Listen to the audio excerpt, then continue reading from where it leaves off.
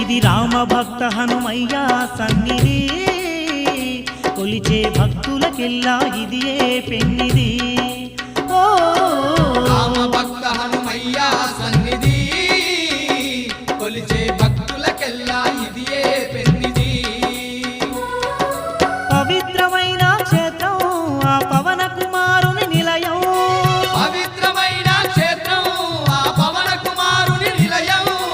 అవనిలో పుణ్యధామం శ్రీ ఆంజనేయుని ఆలయం, అవనిలో పుణ్యధామం శ్రీ ఆంజనేయుని ఆలయం.